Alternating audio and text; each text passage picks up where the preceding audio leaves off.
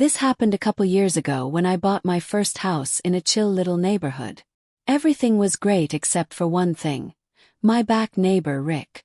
Rick's the kind of guy who owns 2 grills but no shirt, drinks Coors Light in the driveway at 10 a.m., and thinks property lines are just a suggestion. Rick also had this massive golden retriever named Duke. Duke was cool, friendly, but had a very specific habit. He loved to drop the nastiest logs right in the middle of my lawn. Not near the sidewalk. Not behind a tree. Dead center like it was his sacred spot. First couple of times I figured maybe Rick didn't realize it. So I walked over super polite, and asked if he could maybe keep Duke on a leash or at least scoop the poop when it happened. Rick, wearing a tank top that said Weekend Warrior, looks me dead in the eye and goes, "It's all nature, bro. You don't own the earth." We're doing that. The moment he said that, I swear I heard a villain soundtrack begin to play in the background. Something inside me shifted. Not rage, not fury. Something much more dangerous. A simmering sense of purpose. The kind of petty clarity that only comes when you're told straight-faced that your lawn isn't yours because, well, it's nature. But I didn't react. Smiled. Nodded. Even said, "Fair enough, man." And I went back inside, already cooking up what would become a 6-month-long passive-aggressive war of poop, glitter, and neighborly vengeance. For the first few days, I hoped maybe Rick had just been having a bad day and would realize how ridiculous he sounded. Maybe he'd leash Duke. Maybe he'd even pick up after him. No. Duke kept on pooping. And somehow his aim got better. It was almost uncanny. Always center stage, like the dog had a GPS for prime disrespect. I started experimenting with non-confrontational solutions. First, I bought a citrus-based pet deterrent. Supposedly, dogs hate the smell of oranges and lemons. I sprayed it liberally around my lawn, especially the center where Duke loved to bless me. The next morning, another steaming surprise, right in the middle of the misted lemony grass, like a chocolate cherry on top of citrus sorbet. Next attempt, motion-activated sprinkler. Expensive. Worth it. Thought so. I installed it on a Saturday morning and waited in anticipation like a kid setting a trap for Santa Claus. Sure enough, Duke came by the next day and swoosh. The sprinkler blasted him. He barked, bolted, and I laughed like a madman from behind the blinds. Victory, I thought. But that afternoon, I caught Rick in his driveway talking to another neighbor. I overheard just enough to make my stomach drop. "Yeah, he put in some kind of water trap or something," Rick said, chuckling. "But Duke's built different. He just thinks it's a game now." And he wasn't lying. By the end of the week, Duke had figured out how to trigger the sprinkler and dodge it like a damn ninja. He would literally pause, wait, then run through the arcs like he was in a water park. Afterward, he'd relieve himself in the exact same spot, looking almost proud. I started to think maybe Duke was in on the joke. At that point, I knew kindness, tech, and citrus were no match for a dude who thinks shirtlessness is a personality and a dog who treats my lawn like a toilet throne.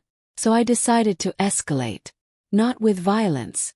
Well, this was going to be war, but make it performance art. That's when the bucket of doom idea came to me. I bought a big orange Home Depot bucket and lined it with a heavy-duty trash bag. Every time Duke left me a gift, I'd scoop it up and drop it in the bucket. First it felt a little gross.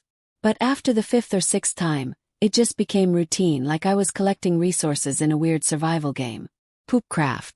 To keep the mixture, let's say, lively, I added a bit of water every few days. Not too much. Just enough to create what I began to refer to in my mind as swamp stew. The bucket got heavier. The smell. Biblical. Neighbors started side-eyeing me as I walked around with my bucket and scoop. I started wearing gloves and holding my breath. But it was all worth it. This was not just waste. This was ammo. After about 2 weeks, the bucket was full. Not just physically, spiritually. It had become a cursed object, humming with the energy of 1,000 tiny passive-aggressive urges. And one Saturday morning, when Rick was out running errands and Duke was nowhere in sight, I made my move. I took that bucket and walked over to Rick's backyard. His fence was only waist high. I leaned over, holding my breath, and began painting. Not in the literal sense, but close enough. I tipped the bucket slowly, carefully, sprinkling the soupy mixture in a careful perimeter.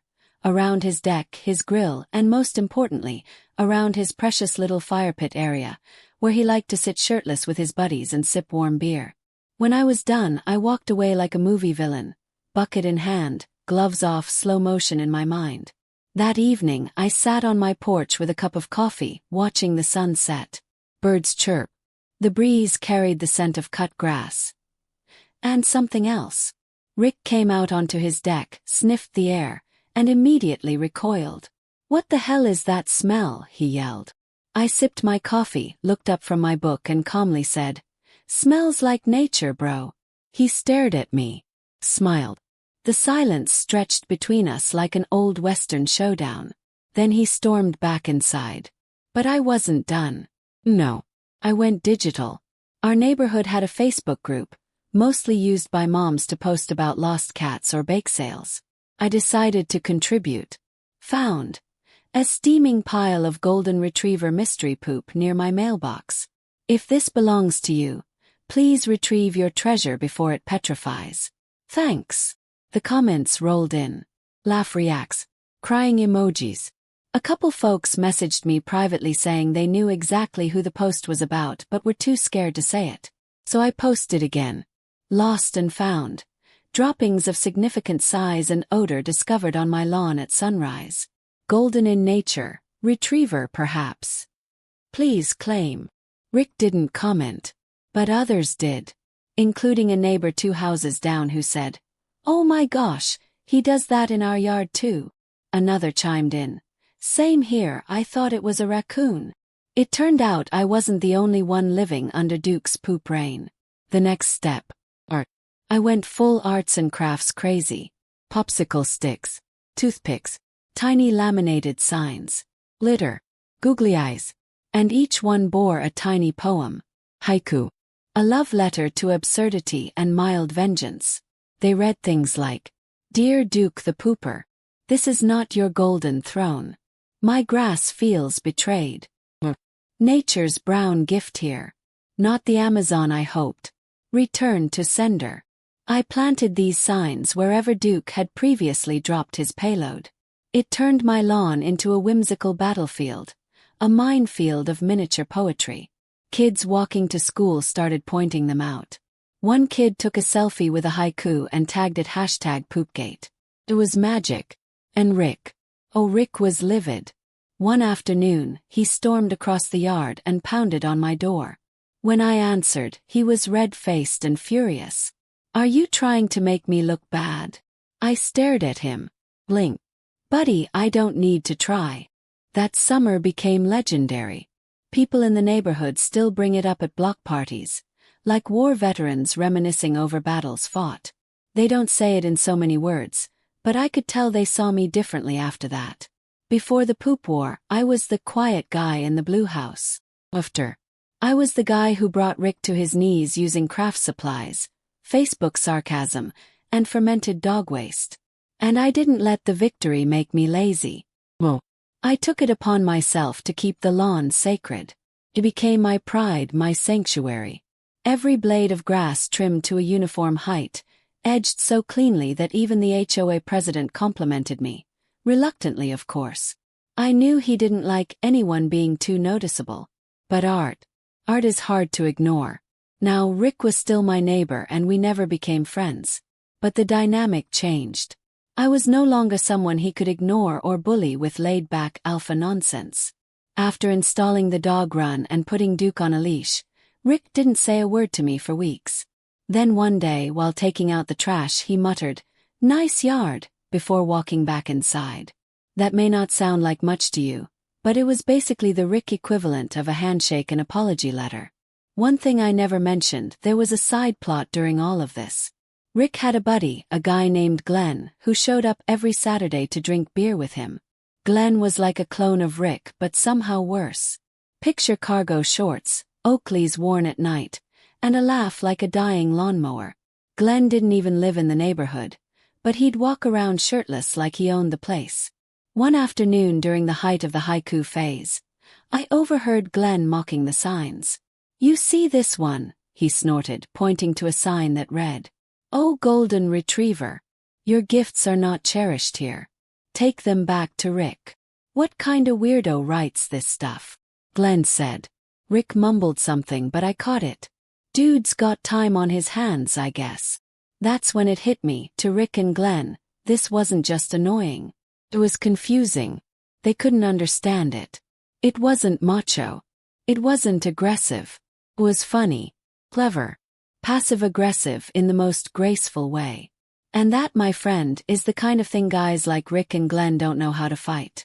They understand yelling, fist fights, maybe a passive Facebook rant. But how do you retaliate against glittery dog poetry and an entire neighborhood watching you like a Netflix series? Don't. I wasn't fighting fire with fire. I was fighting poop with art. Eventually, Glenn stopped coming around as much. Maybe the vibe changed. Maybe Rick got tired of hearing him complain. Maybe, just maybe, Glenn realized the battle had shifted, and Rick had already lost. One of my favorite moments came a month or so after Rick installed the dog run. I was watering my lawn when a little girl from down the street walked by with her mom. The girl stopped in front of one of the older haiku signs. It had faded a bit in the sun, the edges curled, but it still stood strong. She turned to her mom and said, "Is this the funny grass poem house?" Her mom smiled. "Yup. That's the one." "Can I do that when I grow up?" the girl asked. Her mom laughed. "Only if your neighbor's dog is a jerk." That alone made the whole thing worth it. But the saga didn't fully end there. A few weeks later, someone from the local paper emailed me.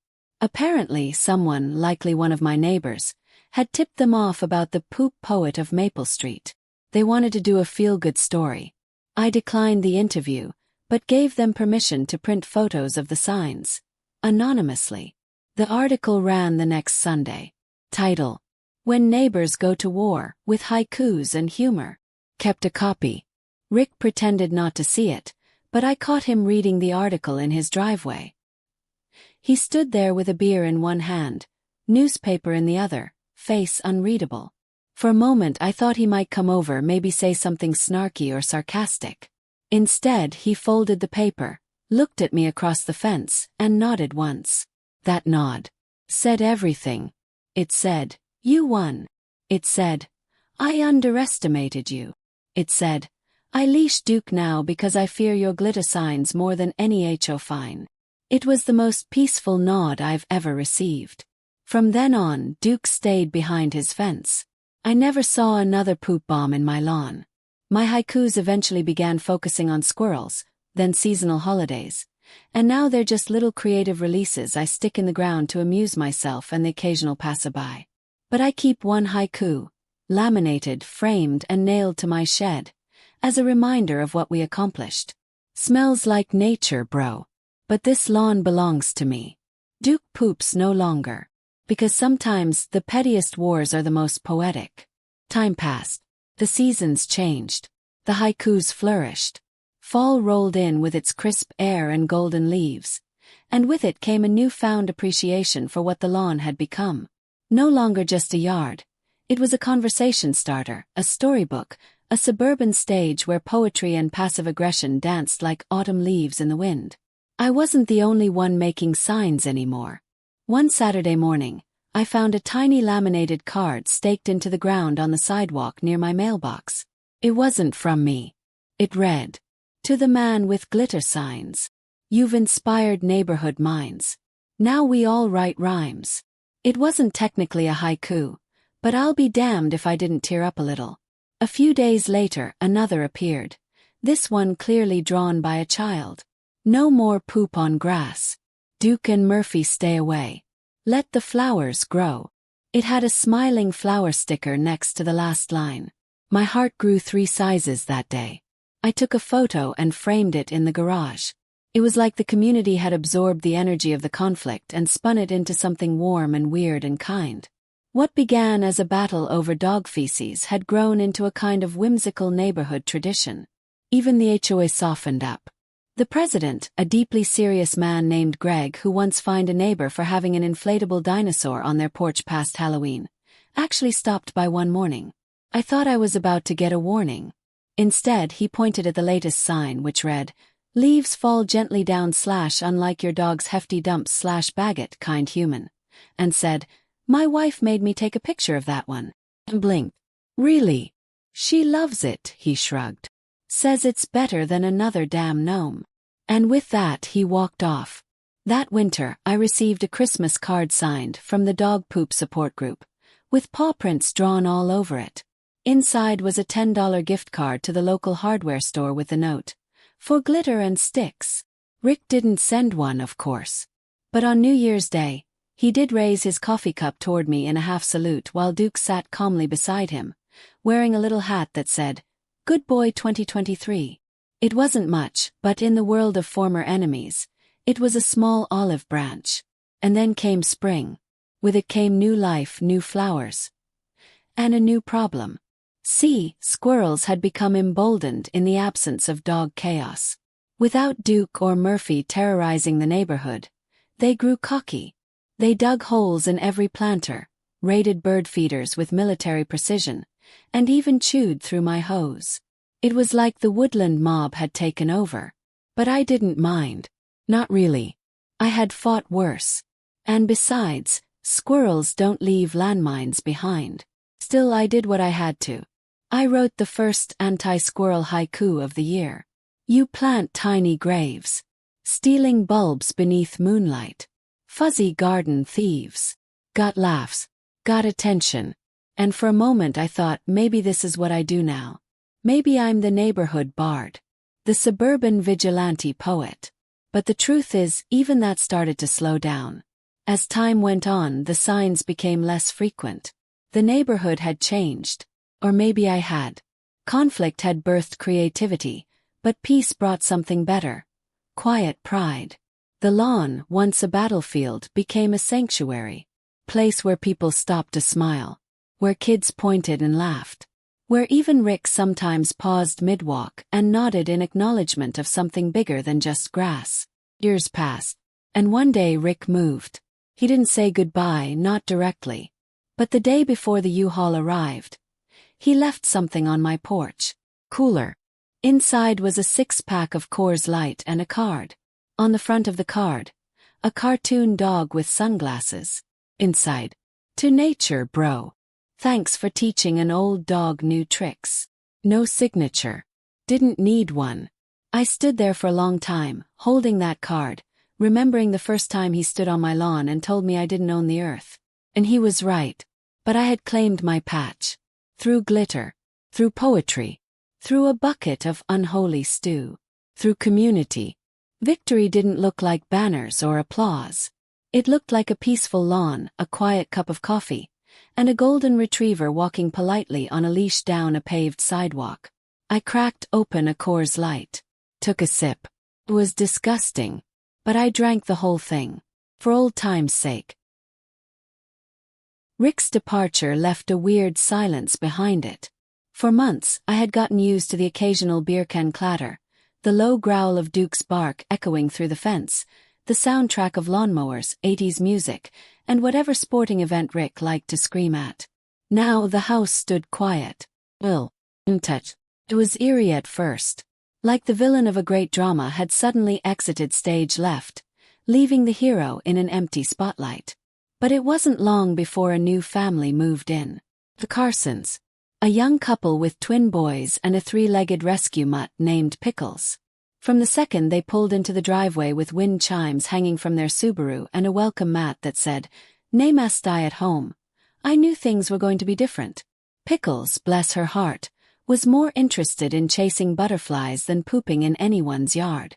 She had a hop walk that made the kids laugh, and she was practically the neighborhood mascot within a week.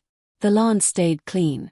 The kids drew chalk outlines of hopscotch games around my mailbox. One of them, Tyler, even asked if he could help write a poop poem. I said of course. Together, we sat at the edge of the lawn and wrote. Pickles is a queen. She pees in her proper spot.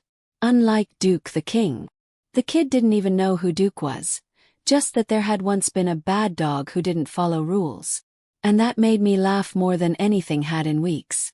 I started to realize this wasn't just a story anymore. It was folklore. Neighborhood parents would whisper, "Don't let your dog poop on that lawn. That's the poetry guy." Newcomers would walk by cautiously until they saw the signs, friendly, witty, and then relax into the weird charm of it all. One afternoon, I walked outside and found a woman photographing one of the newer haikus. "The lawn is sacred. Respect goes both ways, dear friends. Bag it, carry on." She turned a little sheepish and said, "Sorry, I'm from out of town. My sister lives here. She told me I had to see your lawn." Chuckled. "No problem. Want the full tour?" She did. I showed her the laminated folder I now kept in the garage, my archive. Over 100 original dog poop-related poems, puns, rhymes, and mini-essays. Some typed, some scribbled on the back of receipts during moments of inspiration. She was amazed. "You should publish this," she said. "Call it, 'The Grass is Greener When It's Not Covered in Crap.'" I laughed, but the idea stuck with me. Weeks later, I actually compiled it into a PDF. Just for fun. Sent it to a couple friends. One of them uploaded it to a local Facebook group. It went semi-viral. People started messaging me for lawn sign templates. I didn't mean to start a movement. I just didn't want to step in dog crap before breakfast. But sometimes the smallest moments create the biggest ripples. By summer, the lawn was not only legendary, it was a symbol. A space where neighborhood kids gathered to read the latest haikus. Where tired parents paused on their walks for a quiet chuckle. Where even H.O. Greg brought his golden retriever on a leash to read the new post each Friday. And every once in a while, an old neighbor would visit. One day I heard someone call out, "Hey, nature bro." Turned. Vic. Older. And wearing, wait for it, a collared shirt. A beer in one hand, but it wasn't Coors. Craft brew. Possibly an IPA. Duke, now gray around the muzzle, stood beside him. They looked good. "You visiting the old hood?" Yes. He nodded. "Yeah. Showing my nephew the house. Told him about the lawn wars." He didn't believe me. Rick looked around, soaking it in. "I deserved all of it," he said. "You made your point. And honestly, you made it fun." Smiled. "Glad you got it eventually." He scratched Duke behind the ears. "You know, he actually gets anxious now if I don't leash him." "Trauma. Training," Rick smirked. "Thanks to you." We talked for a while. About life, neighbors, the quiet changes time brings. Then he handed me a manila envelope. Inside, a printed photograph of the original poop bucket, the cursed stew. I stared at it, horrified and nostalgic. "How did you? Camera caught you that day," he said. "Didn't stop you because, well, I figured you earned whatever the hell you were doing." I laughed so hard I nearly cried. Before he left, he said, "You ever run for HOA president, you've got my vote." God, no. Suit yourself. But if I ever need a sign, I know where to come. And with that, he was gone again. The sun dipped low. I stood on my porch, envelope in hand, Duke's bark fading into the distance. The next morning I made a new sign. "For Rick and Duke, peace. From war to wagging tail ends. Leashes and legends." And I staked it near the fire pit, where it all began. No glitter. No googly eyes. Just words. The final chapter in a ridiculous, beautiful war fought with compost, craft glue, and quiet persistence. Years from now, people might forget the exact details. They may not remember the citrus sprays, the Facebook posts, the poop patrol hashtags. But they'll remember that once, in a quiet neighborhood, one man refused to let his lawn become a toilet, and instead turned it into poetry.